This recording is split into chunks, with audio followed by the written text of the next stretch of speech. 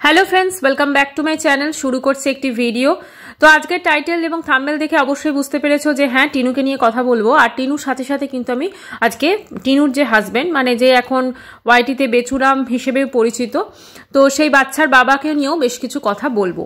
যেহেতু বাচ্চার বাবার কালকে একটা লাইভ এসছে এবং লাইভটা নিয়ে তো কিছু বলতেই হবে, ঠিক আছে। এছাড়াও টিনুকে নিয়ে বেশ কিছু কথা থাকবে টিনুর আজকের ভিডিওটা নিয়ে। তো চলুন শুরু করি। তো প্রথমে যেটা বলার, কালকে ফোনদীপের একটা লাইভ এসছে, ঠিক আছে। তো সেই লাইভটা সকালেই দেখলাম, যে সকালে না তার আগে দেখলাম একটা কমিউনিটি পোস্ট দিয়েছে যে কোর্টের বেশ কিছু জিনিস আমি জানাবো, ঠিক আছে। আমি যদি খুব ভুল না করি তো এরকমই একটা ও কমিউনিটি পোস্ট বোধহয় ওর মেন চ্যানেলে ও দিয়েছিল। তো সেখানে হ্যাঁ সেখানে এরকম একটা পোস্ট ছিল যে আমি ওই চ্যানেলে কোর্ট কেস সম্বন্ধে কিছু বলবো এবং তোমাদের যে কি ডিসিশন নিয়েছি। আচ্ছা, ও কি ডিসিশন নিয়েছে ওর নিজের সম্পর্কে মানে কোর্ট কেস সম্পর্কে, তো সেটা ও ওয়াইটিতে যারা ভিউয়ার্স রয়েছে তাদেরকে বলবে, ঠিক আছে। মাঝখানে এই কোর্ট কেস সংক্রান্ত বা এই জিনিসগুলো কিন্তু মানে ওয়াইটিতে বিক্রি করা বা বেচা বন্ধ করে দিয়েছিল, কিন্তু আবার নতুন করে দেখলাম কালকের লাইভে কিন্তু শুরু করেছে। আচ্ছা, লাইভে ও যে কথাগুলো বলেছে, যেমন ডিভোর্স ও কোনোদিন দেবে না, সেটা পরিষ্কার ক্লিয়ার করে দিয়েছে। আমিও কয়েকটা ভিডিও আগে কিন্তু বলেছিলাম, যখন সবাই বলছিল যে না ডিসেম্বরে ডিভোর্স হয়ে যাবে, না, ডিভোর্স কিন্তু যদি কন্টেস্ট হয় এত ইজি নয়, সেটা কিন্তু প্রচুর টাইম টেকিং একটা ব্যাপার এবং সহজে কিন্তু কেউ ডিভোর্স পাবে না, এটা হচ্ছে মেন কথা। এবারে এইখানে যে ব্যাপারগুলো রয়েছে সেখানে হচ্ছে সে যে কথাগুলো বলল যে আমি তো ডিভোর্স দেব না, কিন্তু যদি টিনুকে মানে আনতেই হয় তাহলে কিন্তু আমার দাদুর ঘরটা পরিষ্কার হচ্ছে, তো সেটাও মানে বলে দিল। মানে বোঝা গেল যে এবারে একটা মানে মানুষকে একটা হিন্টও দিয়ে গেল যে টিনু অ্যাটলিস্ট মানে ওই বাড়িতে ফিরতে চলেছে, এরকম একটা ব্যাপার। কিন্তু টিনুর যে হাবভাব সেটা দেখে কিন্তু কোনোভাবেই মনে হচ্ছে না যে ও শ্বশুর বাড়িতে ফেরার কোনো ওর ব্যাপার আছে। আচ্ছা, তো এখানে যে মেন কথা যেটা বলার সেটা হচ্ছে যে ফ্যামিলি কেচ্ছা বা ওদের দুজনের মধ্যে কি হচ্ছে কোর্ট কেস, সেইটাকে ওয়াইটিতে বিক্রি করার মানেটা ঠিক বোঝা গেল না। এবার এইগুলো নিয়ে যখন মানুষজন কন্ট্রোভার্সি করবেন তখন কিন্তু বলা হবে যে ওদেরকে নিয়ে কাটাছাড়া করা হয়। আমরা টিনুকে নিয়ে যে জিনিসগুলো বলছি, টিনুর কিন্তু যেগুলো দেখাচ্ছে যে মানে এই জিনিসের সাথে ওই জিনিসটা মিলল না, আমরা সেটা নিয়ে কিন্তু সমালোচনা করছি, ঠিক আছে। কিন্তু যে জিনিসটা ধরুন কোর্ট কেসে কি হচ্ছে সেটা তো আর মানে ওয়াইটিতে হচ্ছে না, ওয়াইটিতে তো কোনো কোর্ট নয়, কিন্তু সেই জিনিসটাকে নিয়ে কিন্তু একটা লাইভ হয়ে গেছে। আচ্ছা, এবারে যদি টিনু এবং ফোনদীপ এই দুজনের মধ্যে মানে সব থেকে দোষী কে, কার জন্য এটা হয়েছে, তো অবশ্যই টিনুর জন্য এটা হয়েছে। কারণ টিনুর যে কর্মকাণ্ড সেটা কিন্তু সত্যি কথা ক্ষমা করা যায় না। গতকাল লাইভে ফোনদীপ একটা কথা বলল, মানে ও অ্যাকচুয়ালি এই মন্দিরা সোমনাথ ওদের সঙ্গে কে একজন কমেন্টস করেছে, তো ওই কমেন্টসটা নিয়ে কিন্তু একটা কমেন্টস কে একজন করেছিল যে তুমি তোমার স্ত্রীকে বেচছো ওয়াইটিতে, এরকম একটা। তো ওই কমেন্টসটাই কিন্তু মেন হাইলাইট করে ও পুরো লাইভটা করেছে। কিন্তু তার সাথে সাথে কে একজন লাইভে দেখলাম জিজ্ঞেস করেছে যে তুমি দেখো যে মন্দিরা সোমনাথ কি সুন্দর সংসার করছে, তো তুমি করছো না, তুমি তোমার স্ত্রীকে বদনাম করছো। তো সেখানেও রিপ্লাই কি দিল, সেখানেও রিপ্লাই দিল হচ্ছে যে মন্দিরা সোমনাথ মানে মন্দিরা তো কোনো কেস করেনি, একদমই তাই, ম্যান্ডি কিন্তু কোনো কেস করেনি, যার জন্য কিন্তু জিনিসটা এতটা তিক্ততার পর্যায়ে পৌঁছয়নি। আজকে ধরুন কোর্ট কেস এমনই একটা জিনিস যেটা সত্যি কথা কাউকে যদি একবার ফাঁসিয়ে দেওয়া যায় তার জীবনটা কিন্তু পুরো বরবাদ হয়ে যায়, এটা হচ্ছে রিয়েলিটি। কারণ এখানে কিন্তু মানে এটা ইন্ডিয়ার ক্ষেত্রে বেশিরভাগ দেখা যায় যে এখানে ডেটের পর ডেট আসে এবং সেখানে বিভিন্নভাবে কেসটাকে ধরুন মানে লং টার্ম যারা চালানো যায়, তাতে যারা অ্যাডভোকেট থাকেন তাদেরও একটু ফায়দা। তো সবকিছু মিলেমিশে না এই কেসটা কেসের মতো চলতে থাকে এবং সেটা কিন্তু একদিনে দুদিনে নিষ্পত্তি হয় না, সেটা নিষ্পত্তি হতে হতে একটা গোটা জীবন পেরিয়ে যায়। আজকে টিনু ফোনদীপের যে কেসগুলো, মানে টিনু তো নিজে চলে গেছে পরকিয়া করে, কিন্তু ফোনদীপ এবং তার ফ্যামিলির ঘাড়ে বেশ কিছু মানে কোর্ট কেসের যে বোঝা সেটা কিন্তু চাপিয়ে দিয়ে গেছে।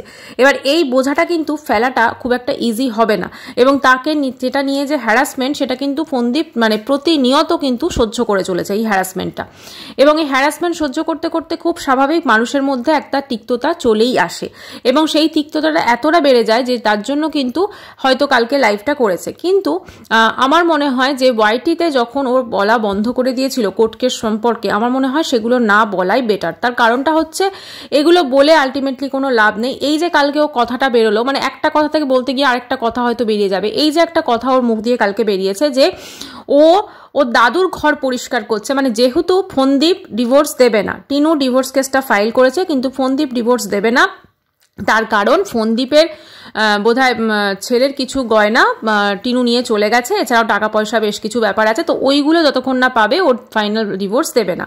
তো এটা পরিষ্কার বোঝাই গেল, মানে ডিভোর্স কেসটা একটা কন্টেস্ট হচ্ছে। তো সেখানে প্রচুর এভিডেন্স পেশ হবে, অনেক কিছু হবে, তারপরে এটা হয়তো 10-12 বছর পর গিয়ে একটা নিষ্পত্তির জায়গায় হয়তো পৌঁছবে, আবার নাও পৌঁছতে পারে, হয়তো কেস ডিসমিসও হয়ে যেতে পারে, ঠিক আছে। কারণ টিনু যে হয়তো যে অ্যালিগেশনগুলো লাগিয়েছে ফোনদীপের ওপর সেগুলো তোকে প্রুফ করতে হবে। তো সেই অ্যালিগেশনগুলো যদি ও প্রুফ করতে না পারে তাহলে তো কোনো লাভই নেই না, মানে কেসটা পুরো ডিসমিস হয়ে যাবে।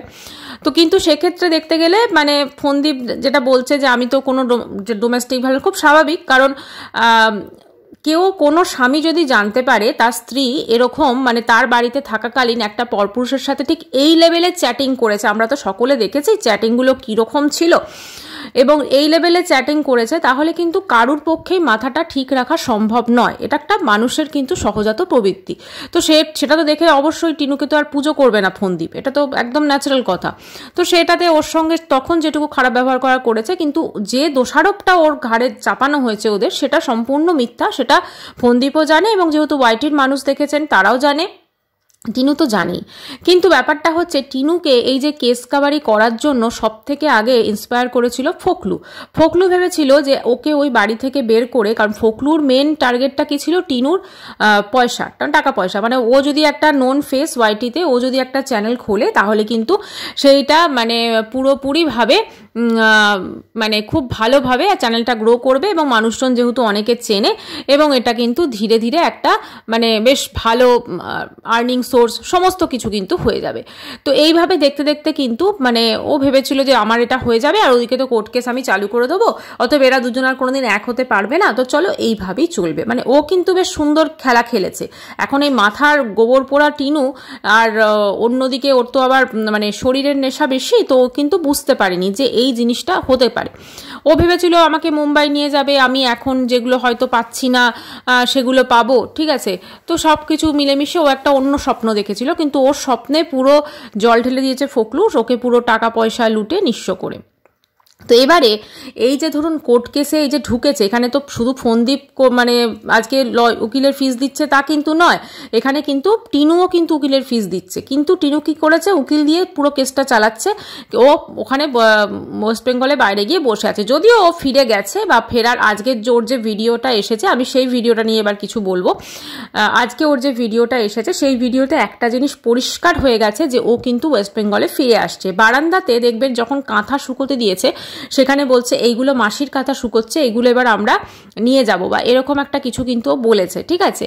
তো সেখানে অতএব বোঝাই যাচ্ছে যে ও কিন্তু খুব তাড়াতাড়ি ফিরে আসছে ওয়েস্ট বেঙ্গল। এবং আমাদের যে ফ্ল্যাটের গল্পটা ও শুনিয়েছিল, একটা ওর ফ্ল্যাট নিয়েছে, ফ্ল্যাটটাকে এভাবে সাজাবে, ফ্ল্যাটটাকে এই করবে, ফ্ল্যাটটাকে সেই করবে, আদতে কিন্তু ওর কোনো ফ্ল্যাট নেই, সেটাও পরিষ্কার বুঝিয়ে দিয়েছে। না হলে বৃন্দাবন থেকে ঘুরে এলো, ঘুরে আসার পরেও কিন্তু দাদা বৌদির বাড়িতে ওখানে মাংস রান্না করছে, ওখানে রাঁধুনি হয়েছে, মানে এবারে কি একদম পুরো ফ্যামিলি মেম্বার হওয়ার চেষ্টা করছে, ঠিক আছে। এবং যেখানেই যাচ্ছে ও দেখলাম যে কোথায় ওখানে মেলা বসেছে বা হয়তো কোনো মার্কেট বসেছে, সেইখানে ওর বৌদির সাথে গেছে, এবং সেখানে গিয়ে পুরো সেম মানে যে জিনিসটা ওর বাপের বাড়িতে থাকলে করে পুরো সেম, বিকেলবেলা ওখানে গিয়ে মানে পুরো বিছানা ভর্তি পুরো দেখলাম জিনিসপত্র কিনে এনেছে। কারণটা হচ্ছে ওখানে 100 টাকার করে জিনিসপত্র সোয়েটার ফোয়েটার পাওয়া যায়, তো ওর তো টাকা পয়সার তো এমনি অভাব নেই, ঠিক আছে। ওয়াইটিতে মানুষকে বোকা বানিয়ে বেশ ভালোই টাকা রোজগার করছে। তো সেক্ষেত্রে দেখতে গেলে এক গাদা জিনিসপত্র কিনে এনে সেগুলো সব পড়ছে, এই করছে। দাদা যখন ঢুকলো অফিস থেকে এলো বোধহয়, তো দাদা ঢুকে দাদাকে দেখাতে চাইছে, এই করছে। দাদা কিন্তু অতটা ইন্টারেস্ট নিয়ে দেখছে না, এবং বোধহয় দাদার মেয়েকে একটা জুতো কিনে দিয়েছে। তো সেই জুতোটা দেখলাম সাইজে মানে ছোট কিনেছে বা বড় কিনেছে, এরকম একটা কিছু ওদের আলোচনা হলো।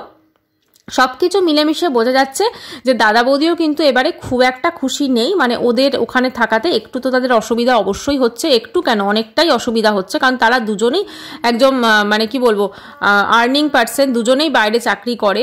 তো সেক্ষেত্রে দেখতে গেলে সারাদিন অফিস টফিস করে এসে বাড়িতে যদি এরকম দুজন একজন সবসময় বসে থাকে, মানে আত্মীয় স্বজন ধরুন বাড়িতে ঠিক আছে এলো কদিনের জন্য থাকলো 2-1 দিন, তারপর থেকে চলে গেল, সেটা আলাদা। কিন্তু এখানে মানে আত্মীয় স্বজনরা স্বজন পুরো একদম মানে ওখানেই থেকে যাচ্ছে, ঠিক আছে, কোনো রকম কোনো কিছু নেই, একদম যাবার কোনো মানে ঠিক নেই, কোনো কিচ্ছু নেই, ওখানেই মনে হচ্ছে যে আমরা থেকে যাব, ওখানেই রান্না করছে, ওখানেই সবকিছু, মানে সবকিছু মিলেমিশে একটা জিনিস পরিষ্কার যে টিনুর কিন্তু বাড়ি যাওয়ার কোনো ইচ্ছা নেই, এবং সেটা কিন্তু ও নিজেই কিন্তু প্রকাশ করে দিচ্ছে যে না, ওর বাড়ি যাওয়ার কোনো ইচ্ছা নেই, এবং সেখানে ওখানেই পড়ে থাকবে, এবং যতদিন থাকতে পারা যায়, কারণ যতদিন থাকবে ততদিনই লাভ, কারণ ততদিনই আমাদেরকে কিন্তু একটুখানি ওইখানকার যে ভিডিওতে যে মানে ব্লগ সেগুলো দেখাতে পারবে, ঠিক আছে। দাদা বৌদির মুখের ওপর ক্যামেরাটা ধরে আছে, এক দাদা অফিস থেকে ফিরছে, সে একটা অস্বস্তি বোধ করছে, কিন্তু তারপরও ক্যামেরাটাকে তার মুখের কাছে ধরে আছে, মানে কোনো রকম কোনো যে একটা ভদ্রতা সেটা কিন্তু একদমই নেই। এবং একটা জিনিস যদি আপনি লক্ষ্য করে থাকেন, দেখুন টিনুর চেহারাটা তো যথেষ্টই মোটা হয়েছে, তো ও যখন ওই সোয়েটারগুলোকে বারবার ট্রায়াল দিচ্ছে খুব জঘন্য দেখতে লাগছিল, এবং তখনও দাদা কিন্তু বাইরে থেকে এসে ঢুকলো, তো স্বাভাবিক দাদাকে দেখাচ্ছে, দাদা কিন্তু ওইদিকে তাকাচ্ছে না, এটা খুব স্বাভাবিক একটা ব্যাপার, কারণ দাদার মধ্যে সেই ভদ্রতা বোধটা আছে। হ্যাঁ, ওর মধ্যে ও আজকে এই ছেলের সাথে প্রেম, তো কালকে ফকলুর সাথে প্রেম, এগুলো করে করে ওর তো পুরো একদম লজ্জা শরম সমস্ত মাটিতেও মিশিয়ে ফেলেছে, কিন্তু মানুষের তো আছে। আচ্ছা, ওর দাদা যখন অফিস থেকে ঢুকলো, সেখানে ওর মা বলছে যে হচ্ছে আরেকটা জিনিস, মানে টিনু যতটা না দোষী, ওর মা হচ্ছে তার ডবল দোষী, মানে ওর মা পুরোপুরিভাবে মেয়ের এগুলোকে সাপোর্ট করে যাচ্ছে। দাদা যখন অফিস থেকে ঢুকলো তখন টিনুর মা বলছে যে দেখো দেখ বোন কত বাজার করেছে, ঠিক আছে, পুরো ভরিয়ে দিয়েছে। দাদাও তো দেখে অবাক, কারণ স্বাভাবিক তারা কষ্ট করে পয়সা উপার্জন করে এবং তারাও একটা জিনিস কেনার আগে ভাবে, কিন্তু বোন কিভাবে মানে যথেচ্ছভাবে খরচ করছে। আচ্ছা, আমার একটা প্রশ্ন, এই যে এত জামা কাপড় এত কিছু কেনে পরে কখন? কারণ ওকে তো আমরা সেভাবে পড়তে দেখি না। ও যে ওখানেও ওয়েস্ট বেঙ্গলে থাকাকালীনও যে কি একগাদা শপিং করতো, সেই শপিংগুলো কি সত্যি পরে? আজকে তো দেখলাম প্রচুর প্রচুর সোয়েটার কিনেছে, ঠিক আছে, নিজের জন্য কিনেছে, মায়ের জন্য কিনেছে, তো এই সোয়েটারগুলো সত্যি কি সদ্ব্যবহার কোনোদিন হবে, নাকি এগুলো এরকমই পড়ে থাকবে শুধুমাত্র শপিং পারপাস, এগুলো জাস্ট কেনা হলো? তো এক্ষেত্রে একটা কথাই বলতে হয় যে ও দাদা বৌদির বাড়িতে গিয়ে খুব চেষ্টা করছে দাদা বৌদির সঙ্গে মিশে থাকতে, দাদা বৌদিকে একটু আপন আপন ফিল করাতে, যাতে দাদা বৌদি হয়তো বলে যে এক্সট্রা 2 দিন থেকে যাও, এরকম একটা ব্যাপার।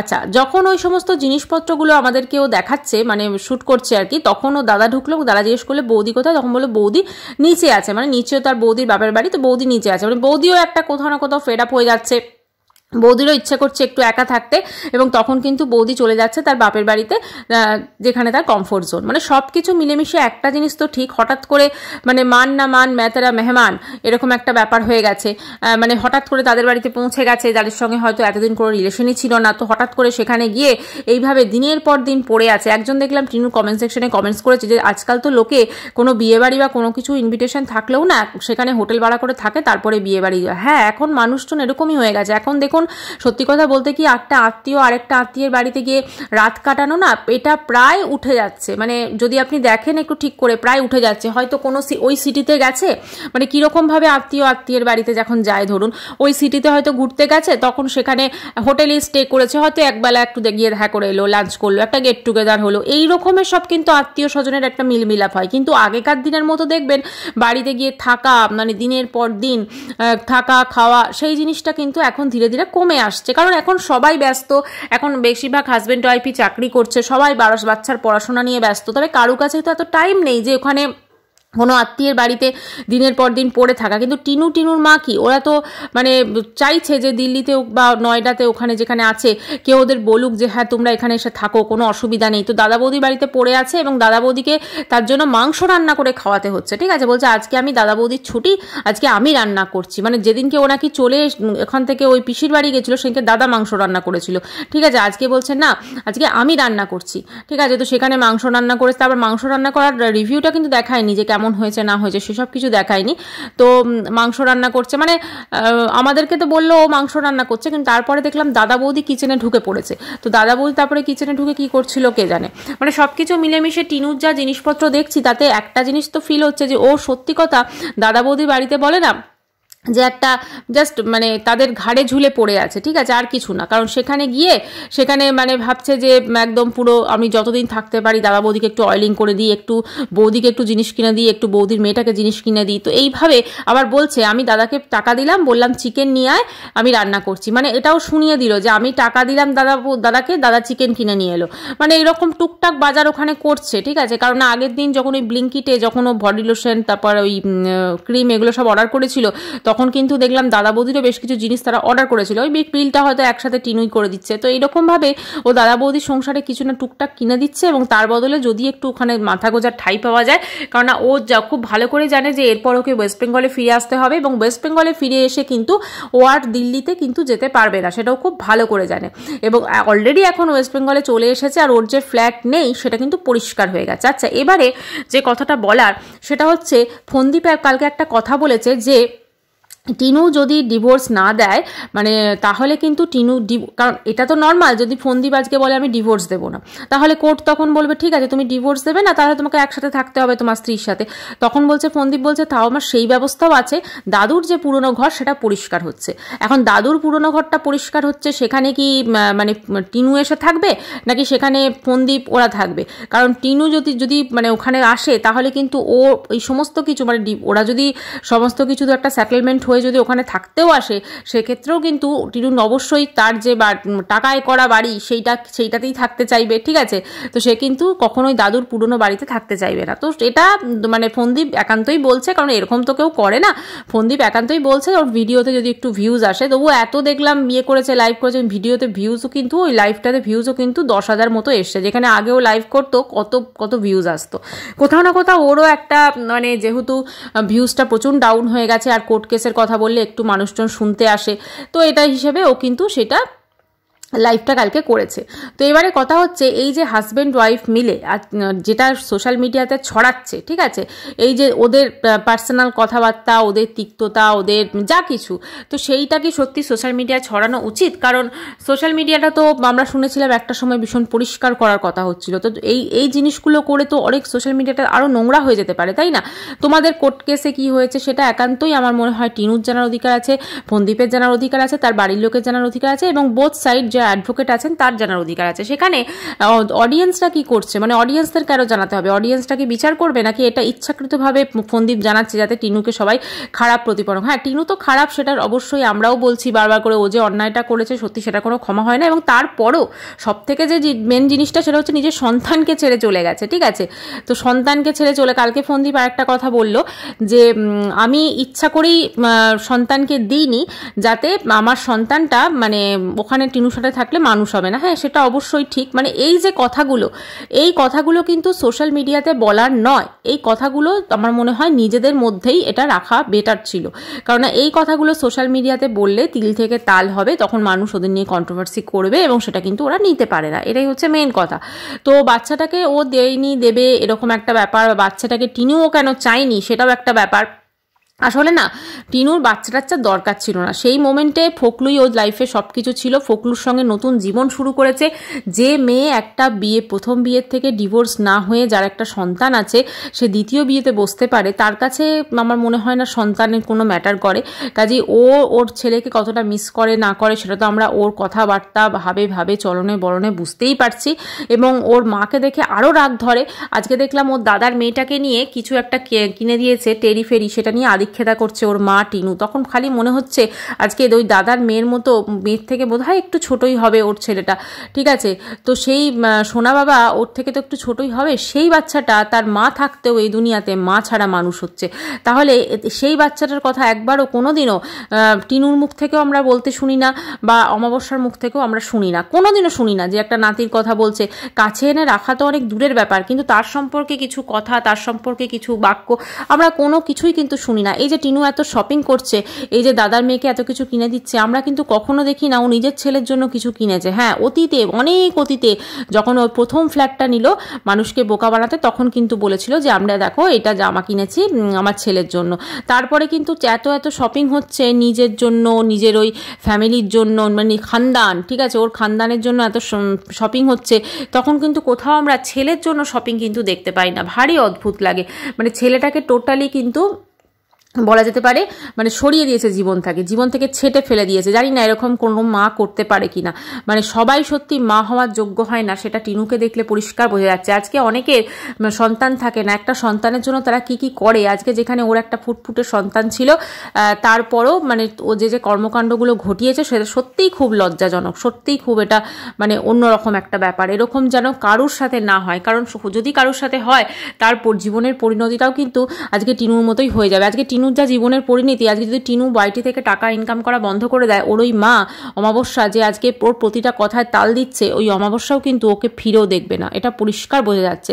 আর টিনুর তো ভবিষ্যৎ সম্পর্কে কোনো চিন্তাই নেই, সেই চিন্তা যদি থাকতো তাহলে এত কিছুর পরও একটা চেষ্টা তো করতো ক্ষমা চাওয়ার বা কিছু, সেটা কিন্তু ও করবে না। তবে একটা জিনিস ঠিক, এখানে কিন্তু কোথাও না কোথাও ফোনদীপ একটা জিনিস মানে হয়তো ইনডাইরেক্টলি বা ডাইরেক্টলি হয়তো বললো যে টিনু ওখানে ফিরে আসতে পারে, জানি না এর মধ্যে কতটা সত্যতা আছে। তো যাই হোক বন্ধুরা, সেটা তো চোখ ওদিকে থাকবে। আর আজকের ভিডিওটা এখানে শেষ করছি। চ্যানেলটি ভালো লাগলে অবশ্যই করে সাবস্ক্রাইব করার অনুরোধ রইল। আর যখন সাবস্ক্রাইব করবেন তখন বেল আইকনটাকে অবশ্যই ক্লিক করবেন, যাতে আমার ভিডিও নোটিফিকেশন তো আপনার কাছে পৌঁছে যায়। বাই, সবাই খুব ভালো থাকবে।